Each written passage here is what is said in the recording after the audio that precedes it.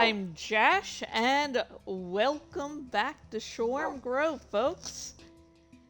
And today we're going to talk about something I had planned to talk about, but then, I watched Yellow Brick Road, and suddenly that was all I could think about, so...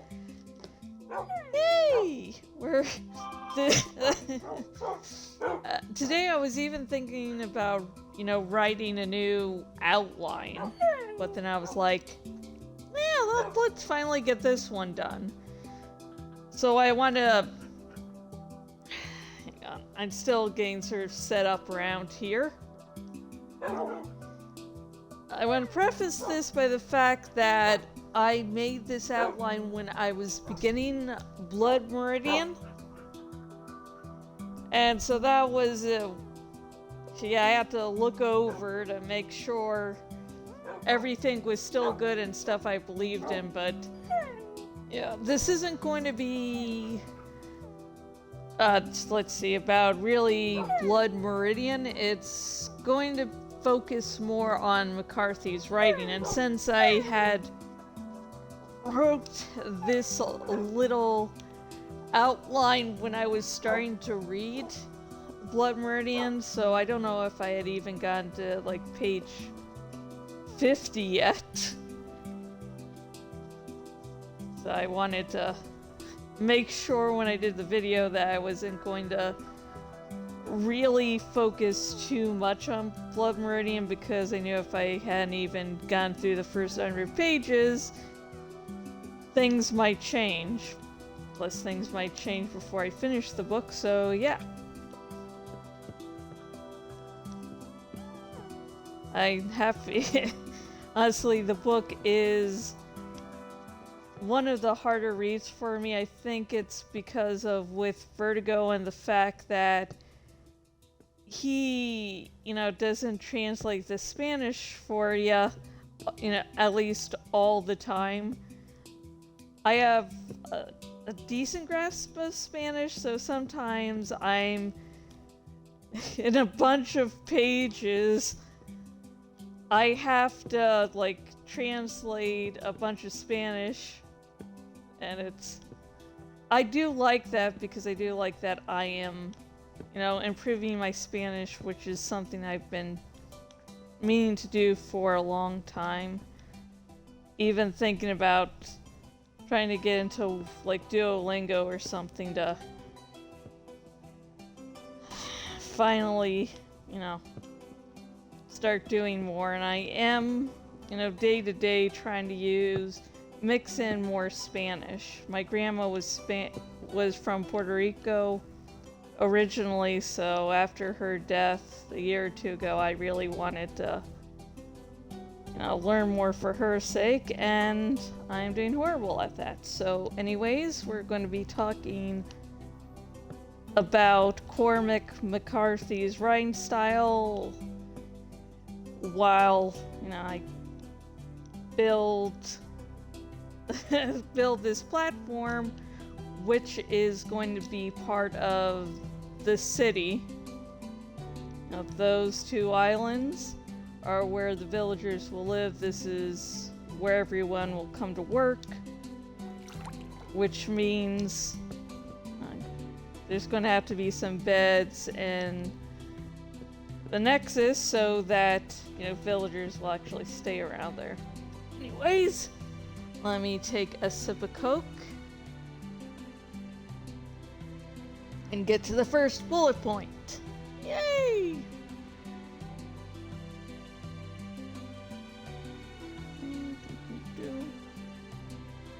So, Cormac McCarthy has been around for a while, but I first became aware of him when the 2009 adaptation of The Road with Viggo Mortensen came out. And no, I have not seen the movie. I mean, it's not that the reason I haven't seen it yet isn't because it's super depressing. I just sometimes forget to, search for it. Mostly when I watch movies, And I do it through streaming services, and I like horror movies. And I watched a bunch of low budget, really low budget, but still somehow not the most low budget horror movies I've ever seen on Tubi.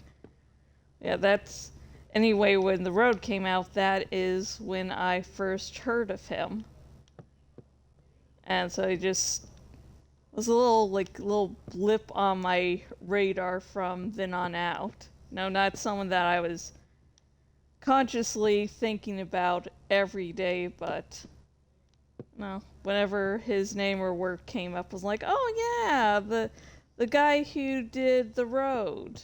I wrote the book The Road that The Road was based on. Of course, I loved, fans of the book going, hey, the movie doesn't contain the babying scene that the book does.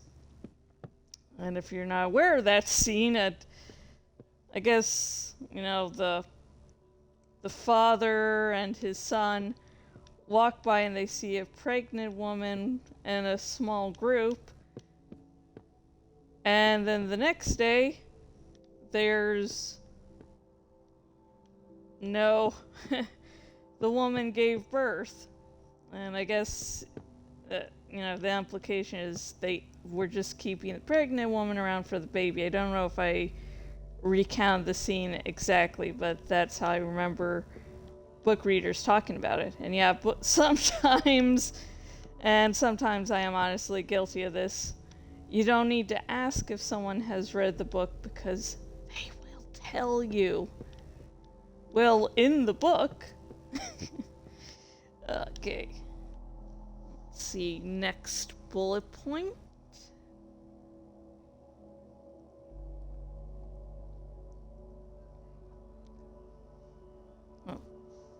Now, one of my favorite subgenres is post-apocalyptic fiction.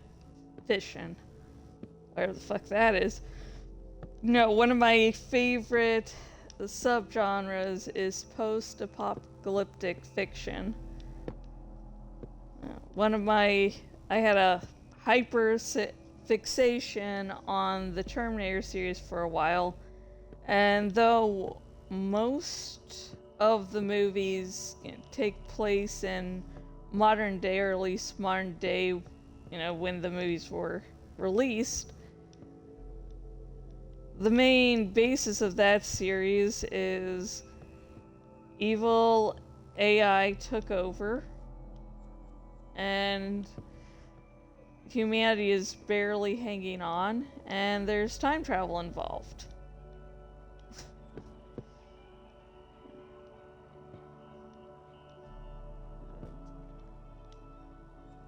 It's a good, of course, depressing subject matter, since after the end of the world stuff, how would humans survive? It'll be shitty no matter what.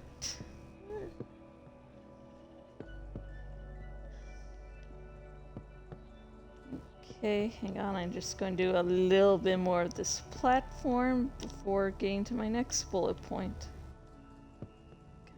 I think for a few videos now, that has seemed much, much closer, like I could easily get to it in a night.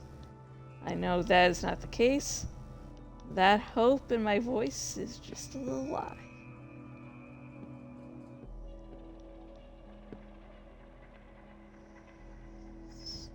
Okay, next bullet point.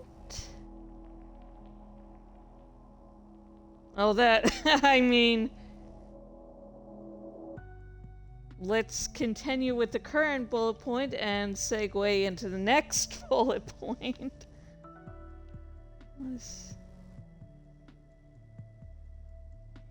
Oh, I was like, is that a new creature? No, it's just a post. Now, since The Road was, post-apocalyptic fiction, I should have been, starting to read Cormac McCarthy, right then there and go, hell yeah, this is my jam. But talks of his writing style honestly kept me away. it was all I had to hear was no quotation marks, and like when I heard that, I was like, what the fuck? What? Why would you do that? Why would anyone think, yeah, that's something I should do? Quotation marks, who needs them? And I was like, that just sounds really tough for me, and maybe I'll have to pass up a great book, but I don't know. It's either I lose the last vestiges of my sanity, or I don't do that. So, I kept away, like, for the longest time. Okay, it's raining, so let's go to sleep. Because if we don't go to sleep, the rain will just continue forevermore. Okay, racing over there.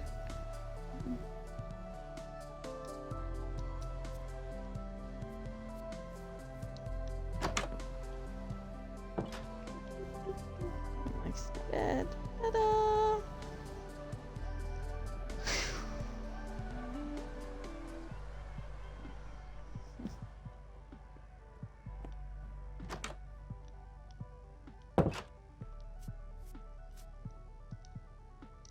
I'm a writer myself, and so I've just got a little picky. Like, no, I don't like that.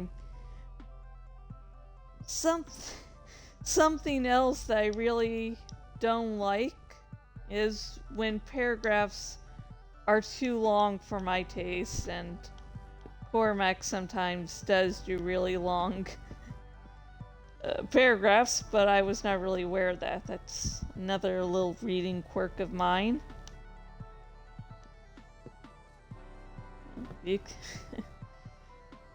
There's no actual length a paragraph has to be. It could go on for, 15 fucking pages for you want. Hell, you could most likely structure a sentence to be grammatically correct to, actually go on that long or longer if you wanted. English is crazy. Honestly, it's like the more you learn, the less it makes sense, and the more likely it could just blow away with a strong enough wind is. God. They really simplify things in, elementary, middle school, high school.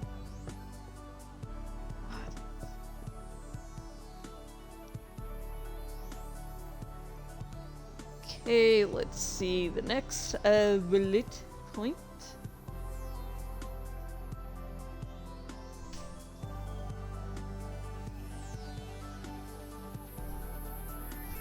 Hi. How you doing? Doing okay?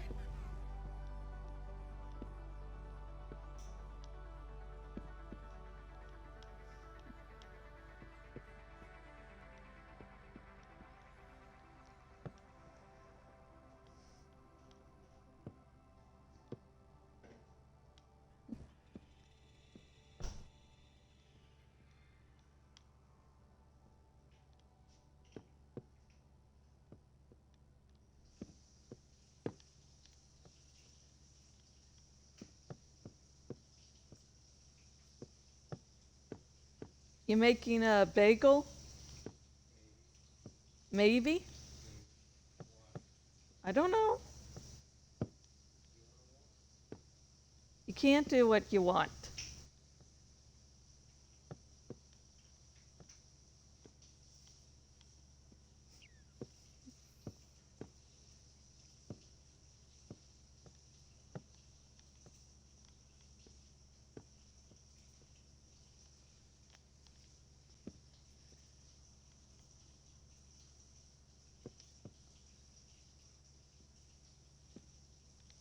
So anyway, back to,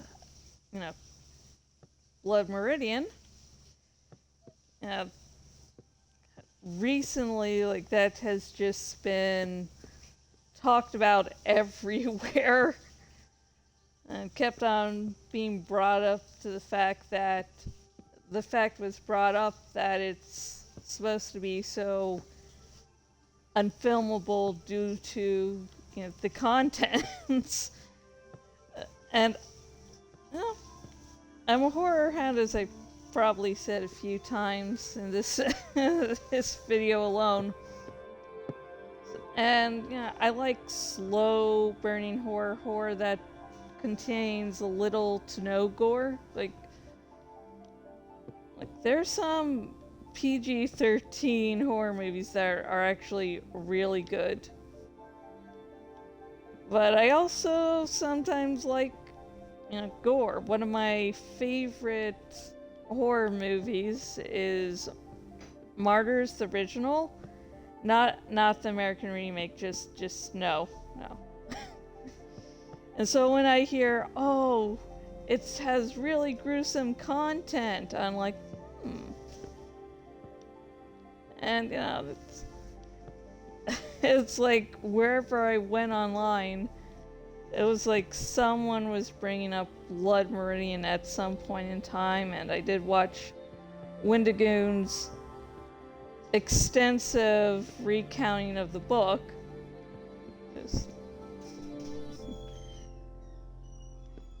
Yeah, I got interested. Hey, there's blood, there's no film adaptation, nice little backstory. And I was like, this is this seems right up my alley, but still, let me see if I talk about this in the next bullet point, because I do not want to waste that shit.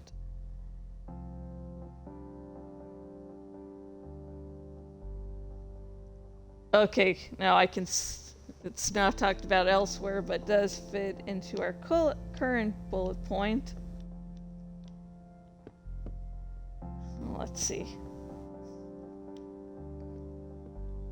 It's like, I still had the qualms about, I don't know if I can do this whole no quotation marks thing.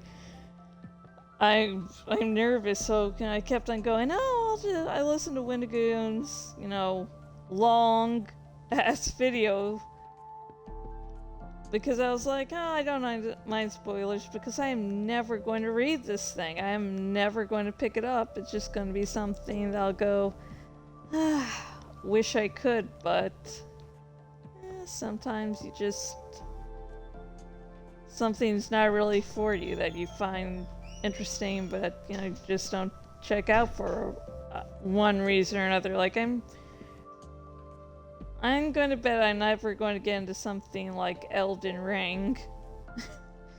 Just because its whole thing is to be really difficult, and for some players, being challenged to that level is really fun.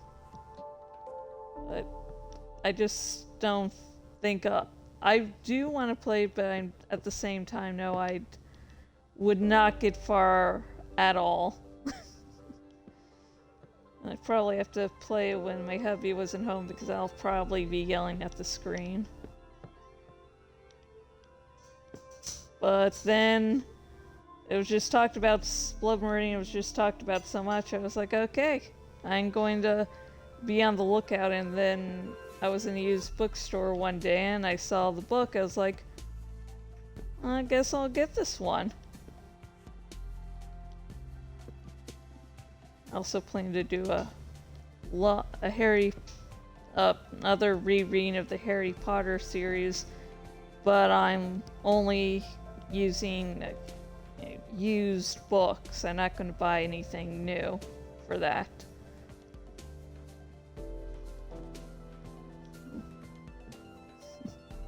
It won't make J.K. Rowling any poorer, but it's, little things that makes me feel better.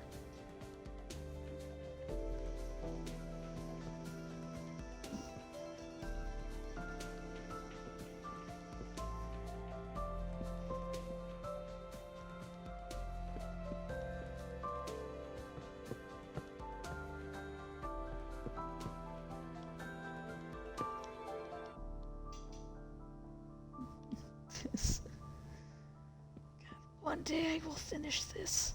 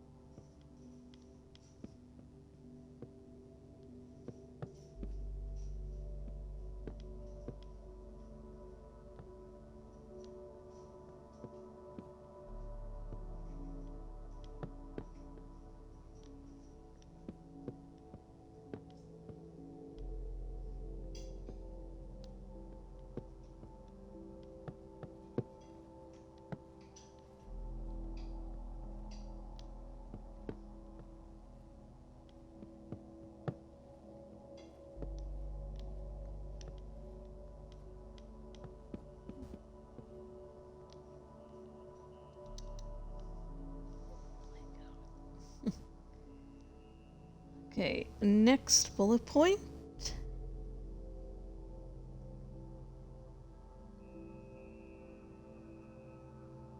So I still have this same opinion since writing this little outline and since I started doing this stream.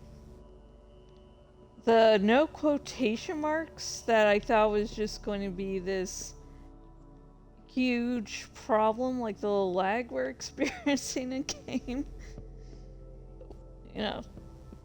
But it's not really that bad. Like, I had painted it in my mind that this was going to be some beast that could never be slain, that could never be defeated. But it was like, hey, it's starting to read in that style wasn't like instantly, hey, this is really easy to do. There was a small learning curve, but once I got over that, it was like, hey, I don't understand why I was fearing this or getting mad at the idea as much as I was in the past. Because it's like after maybe 5 pages or so, I was like, hey, this is actually easy. And at this point, I think I'm maybe like at least on page 130. It's, oh, this is really easy. I'm having like 0 problems with it. Like my mind's, gotten attuned to this strange way of writing.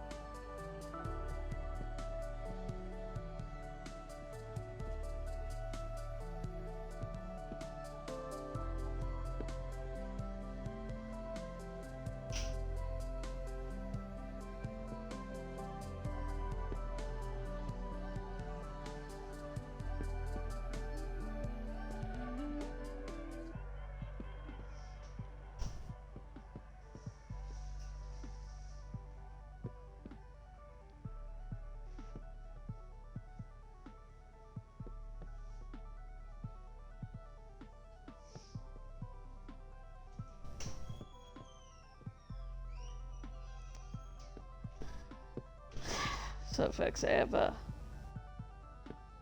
there's like a word for it about people who are sort of triggered by the sounds of eating, and I don't know, anything to do with the human mouth is just me. And Brian was eating in the kitchen, and I think, I couldn't really hear it, so, that was considerate. But I could still see him over the TV. I think maybe he thought that, I couldn't see him, so that's why I just got quiet, so I could just control anything from becoming anything more, because that is a me thing I need to control and not a him thing. And there's just been a lot of stress with the, AC car, and hasn't really slept that well in like a month or two, so I do not want to add on to the issues, so sorry for becoming silent. But anyways, we got to this side of the platform, and there will be a little more going out this way for farming, since, Mushroom Islands. But anyways, about how I now feeling reading without quotation marks. Yeah, it's a lot easier. So much easier. So, if you like me had this fear like, oh, it's going to be impossible, just be aware that there's like a slight learning curve. Like you might not instantly become, good at doing it, but very quickly you'll adapt. And if you can't adapt, just leave that as a book that you're never going to finish reading, which is a-okay.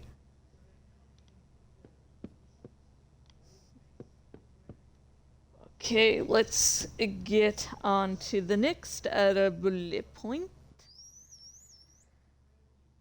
Seems like the dolphin's also excited.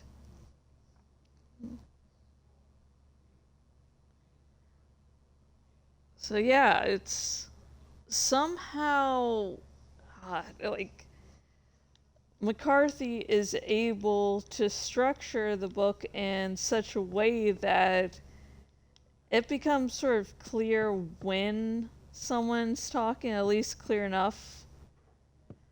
And I think he doesn't really always clarify who is talking, but so, there's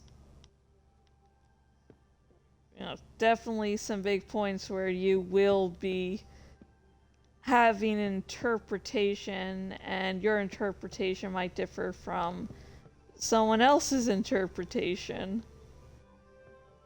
But it's still clear enough to know what you're reading. No matter your opinions on what's going on, you're not going to really have that much trouble.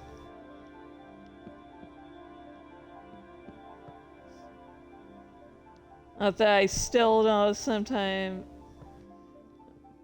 Not that I'm exactly perfect all the time, because sometimes my ADHD, my ADD, yes, I know nowadays that's not the correct classification, but things change over time, and I'm dealing with, just dealing with my mental disabilities. Never mind getting every term up to date, so sorry. Anyway, sometimes my ADD mind will be like, just wander for a few precious seconds, and then I go, oh shit, I was reading, and I read, and like, god damn it, okay, I have to go back a little bit to figure what's going on. Oh, and it's really good. I mean, it definitely lives up to the gore and utter depressing. Like, any situation, he describes it in such detail and such a way that's like, he really goes heavy. Like, the kid and someone else had survived a Native American attack, and their journey to get back to civilization is really painstaking, and then suddenly a tree of dead babies shows up, and it's like, huh, okay, I mean, I should never ask, how could this situation become worse? Because that's how you get a tree of dead babies. I think I had to read that part a few times ago. Did I just read that? I'm like, ah. Well, if they ever get to making a film of this book, I know something that might not be making it. Honestly, I think that part could be cut out for a movie because it's, well, it really adds to the atmosphere. I don't think anything is really that lost, but I might need to finish the book and go, hey, this is actually really important. But anyways, I am babbling along because I cannot get the picture of the tree of dead babies out of my mind.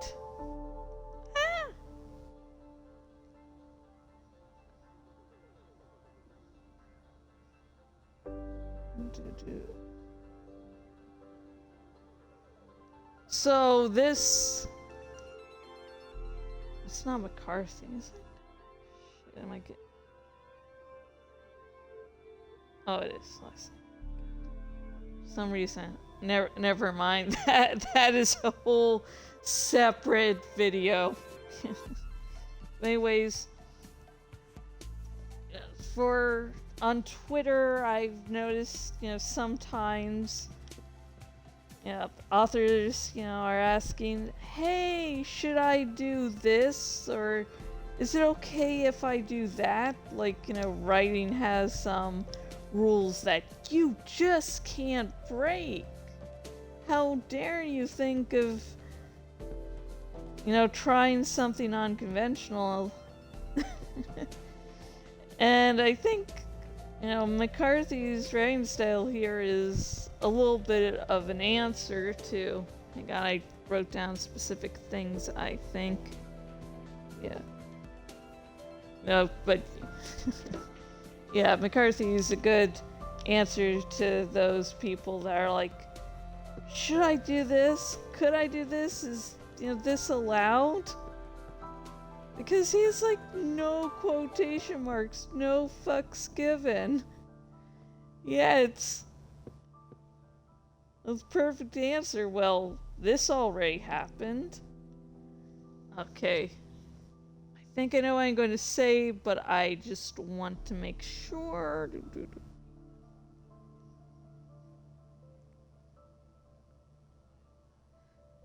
And honestly, that question that writers ask of like, should I do this? Can I do this? Will people be okay with this? Honestly annoy me. Because it really comes off as, they haven't really read that much. Like, it's, sometimes they ask something like, yeah, I can think of like 2 or maybe 3 examples. Like, I think one question was one writer going, hey, I'm thinking of doing different parts of the book and different points of view. Do you think that would be okay? And this might show how broken I am, but the first book that came to mind was, the lady who wrote the 50 Shades of Grey series. Not that series, but the book she wrote afterwards. And at the moment, I cannot remember the name off the top of my head, but she wrote in 2 different points of view in that book.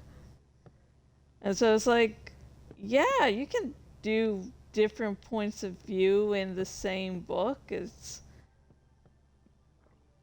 like, there's no real hard and set rules, at all in English. It's more so, what do you want to do? Just do it. See if you can make it work. If you can, great. If you can't, that's okay. Maybe don't try that again, or try to keep working on it till it's actually, you consider it successful. Yeah. If you are going to be a writer, you do honestly need to read a bunch. If you have a genre you're thinking about writing, go read some, books in that genre. And mind you, don't always focus on, oh, these have to be well-written books, because why you read a bunch to become a good writer is you find out, what works, what doesn't work, your personal tastes. Yeah.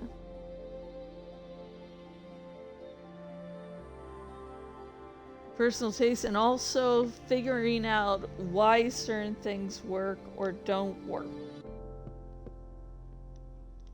And you're not going to always find all those answers, in books you particularly like, such as the original series Kafka's Men that I'm working on. What is reverse harem series, and I started getting into that genre of romance because for me it really solved the whole love triangle problem. I mean, most love triangles in books are really boring because the whole thing's supposed to be, oh no, which one will, she or he choose? Oh no. There's such good options. But usually turns into the one she's obviously going to end up with and the one she isn't. So it's really fucking boring. And so I found out reverse harems, subgenre. I was like, oh my god, this is my fucking jam. I love this shit. So yeah. But, I wouldn't have figured all that out if I hadn't read some books that I just did not like at all. I wouldn't have figured out not only my deep-seething hatred of most love triangles, but also what made them really not work for me most of the time. Plus, there's some romance tropes that I just don't like, and I have to read books where those tropes were before going, oh hey, this is why I don't like them. And sometimes writing certain ways as a response.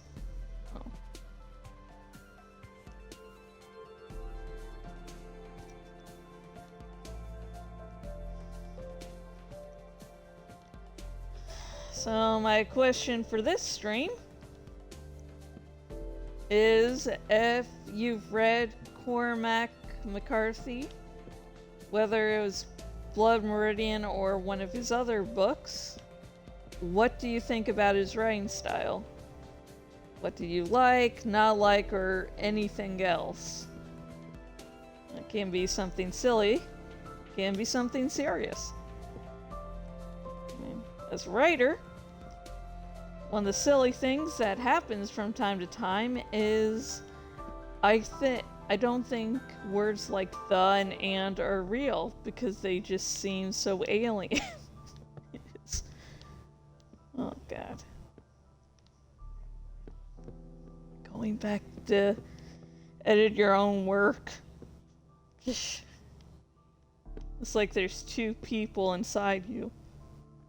The editor you and the writer you. And the writer's you is like someone who got totally wasted at a party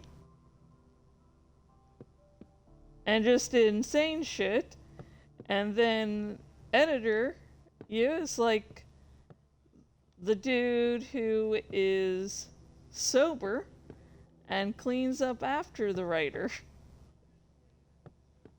Like, what the hell did you do?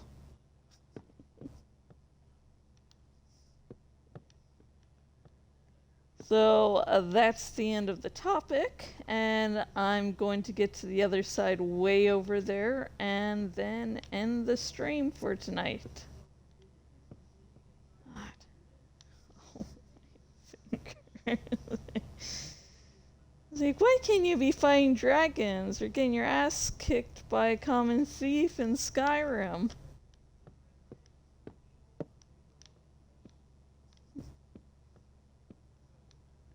God.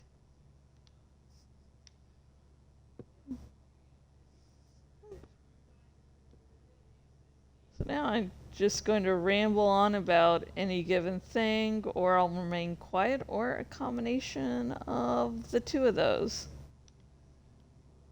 Oh my god.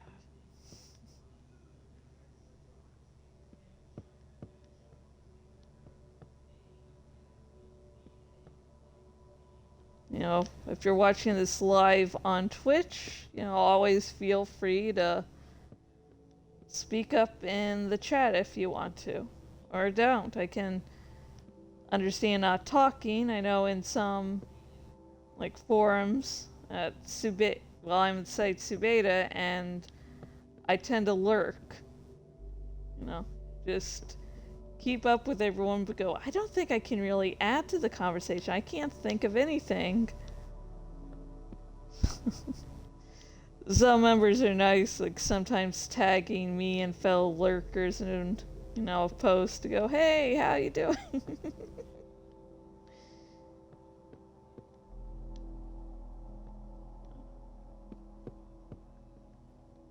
And on that side, I'm working slowly on making a human avatar based on my Argonian character in Skyrim. I'm going to need to focus on doing more quests on Subeda to get Munmuns, because some of the items I need for the human avatar are not cheap, and that's just the base and not, you know, anything else.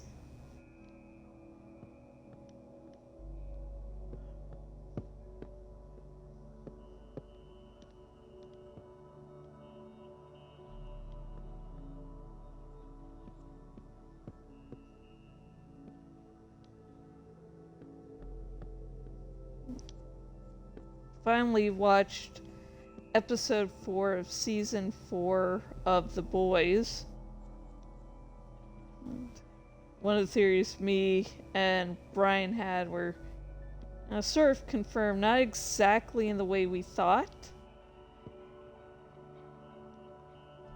but well, it was nice to both have a similar thought and go, yes! And then what Homelander's plot in the episode was, wow. Like, if he was a good character, I would honestly be cheering at him for overcoming something that's been holding him back. But as he's a fucking psychopath, and at the end of the episode sort of promising something more, you know, him getting even worse, yeah, I can't feel happy for him. Just, like, I had kept seeing, like, little pictures from the episode only of Homelander covered in blood, so I was like, okay, this is going to be intense.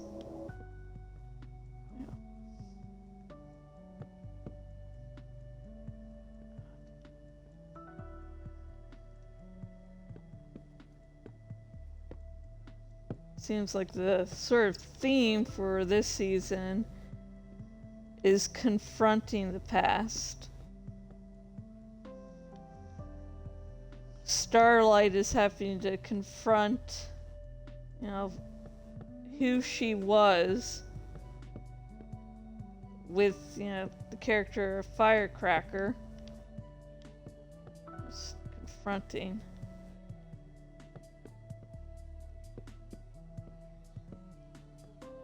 Hopefully coming to the realization, yeah, she wasn't perfect in the past, but she has improved. And Frenchie starts falling for a guy whose family he was ordered to kill. And I'll give it to him, he finally confronts, you know, that character and admits to, you know, what he did. You know, not perfectly, but yeah.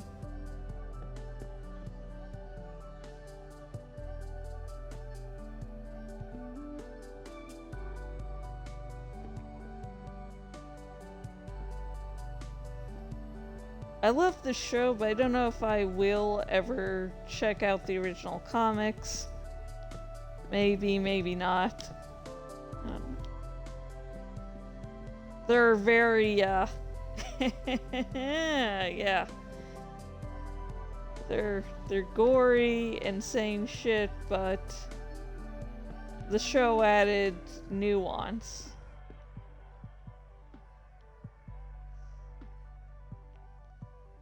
Whereas the comic, from what I've heard in my vast amount of research, is basically superheroes are fucking awful. Let's watch them get their asses kicked. Haha.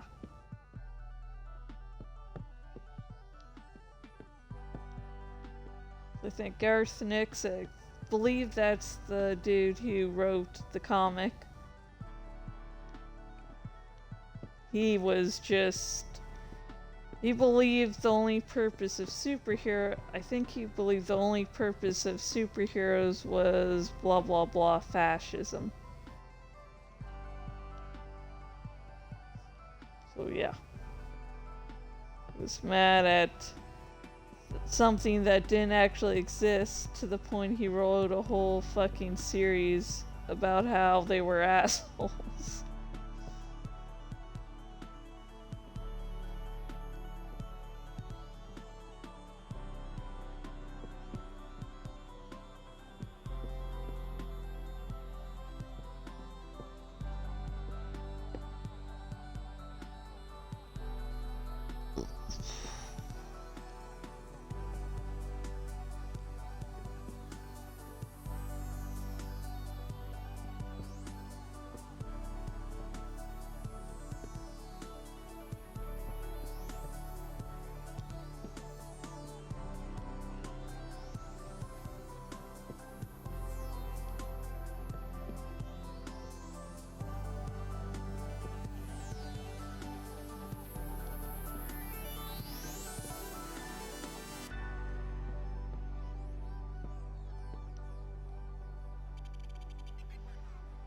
Okay, I need to rest a moment to get my little finger.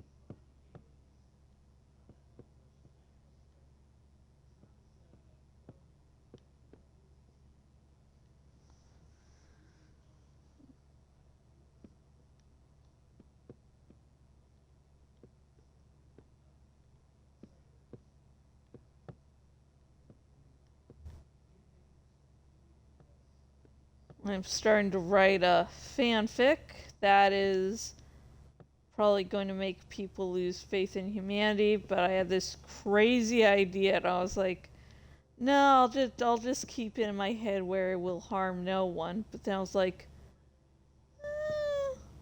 but, and I'm honestly hoping that through the process of writing it that I'll actually be able to finish it, and maybe by doing that actually finish some fanfics that are still not finished all these years later.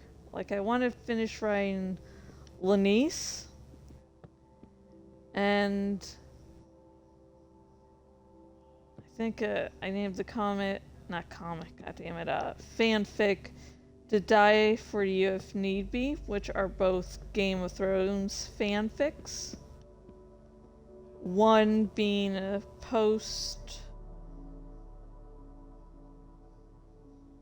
an alternate season 8, and the other one being alternate season 7, and since it continued longer than I thought it would, also alternate season 8. So yeah.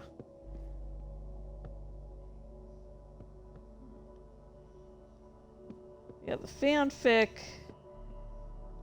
that I'm, currently actively working on is,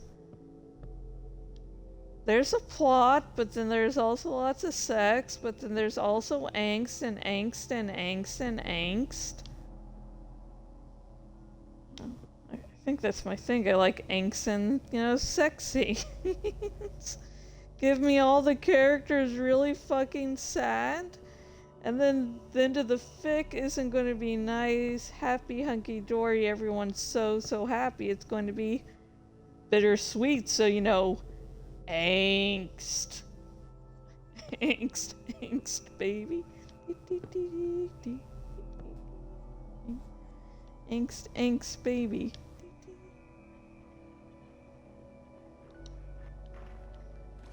Okay, those will hopefully not interfere with this platform.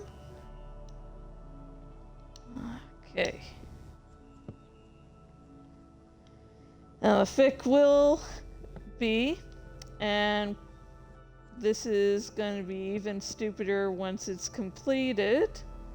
So, whatever you think of when I finally say what the crossover is going to be, you are not prepared. Hopefully whatever you are thinking is so much worse. It's going to be a Skyrim, an Alan Wake, and, Alan Wake 2 crossover, though I think I'm going to be more comfortable with calling it a Skyrim / Remedyverse. If you don't know what the Remedyverse is, the company Remedy made Alan Wake 1 and 2 and Control, and those are the canonical games in the Remedyverse. But Sam Lake did work on, Remedy worked on other games, but they don't own the rights to them. But those games are still sort of technically in the Remedyverse, and the Night Springs DLC of Alan Wake 2, which I unfortunately have not yet played. The only game in the Remedyverse I have played is Control, which was fucking awesome. Highly, highly recommend. Whew. Let's see. Yeah, but anyways, the Night Springs DLC did make a mention of Quantum Break, which, when forming theories for the Remedyverse, you now have to pay attention to after the release of Alan Wake 2, as Sean Ashmore's character seems a little similar to one of the characters in Quantum Break.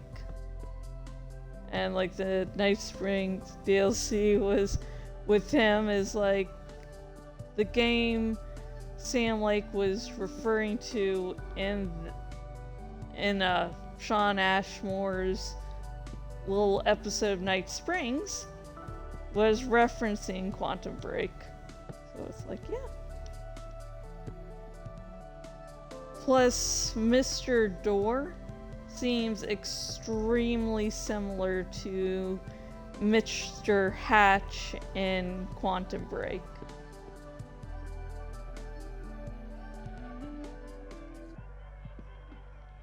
Yeah.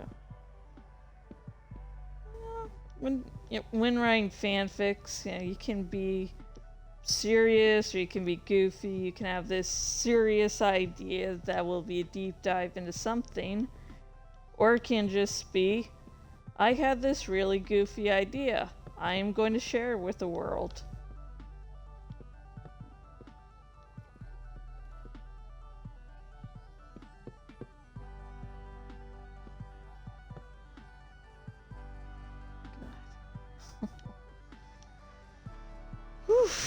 Okay, my finger needs another break. This was like a little bit about Cormac McCarthy, and now it's just me talking about the Remedy verse. I need to watch some more YouTube videos, focusing on that.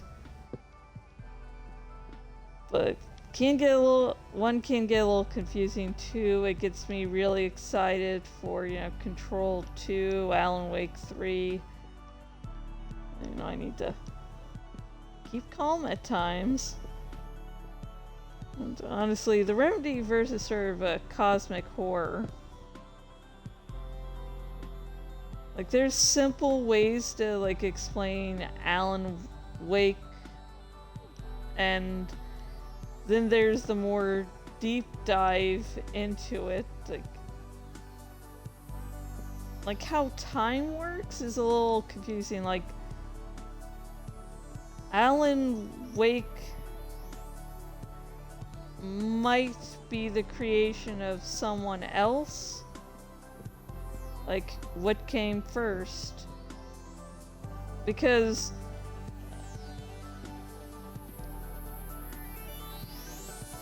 these people in a rock band keep on referring to him as someone else whenever meeting him. And while those people are both crazy as shit in the best way, they also know a lot more about things than you would think upon, first speaking with them, because again, they're crazy as shit. Like Alan Wake 2, they're not drinking the water because it's a way for the Dark Presence, which is basically the antagonist of Alan Wake 1 and 2, gets you through the water. So they're drinking moonshine, and if you don't know what moonshine is, it is super strong alcohol. Putting it simply, and those of you who might have even had moonshine will go, yeah, that is really simplified and really not telling people the extent. No, I've never had moonshine myself. When I did drink, I was even skinnier than I am now, and so yeah, I could get really drunk off of a little. Whew. Okay, that's going to be it, or my finger is going to die. And I'm going to take pictures, but I want it to be daylight out before I do that. So,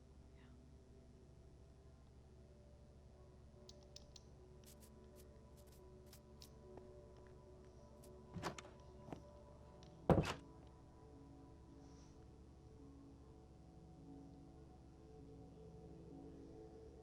so tired.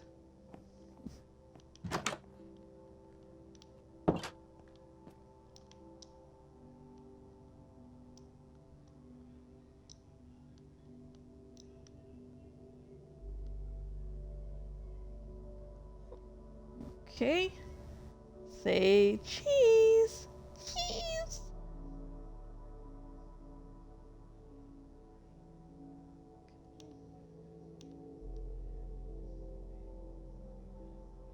Okay, say cheese. Cheese.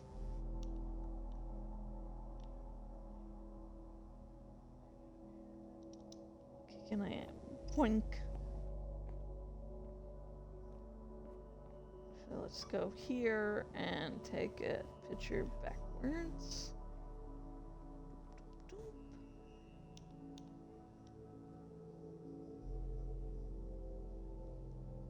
Cheese. Oh shit. Totally meant to do that.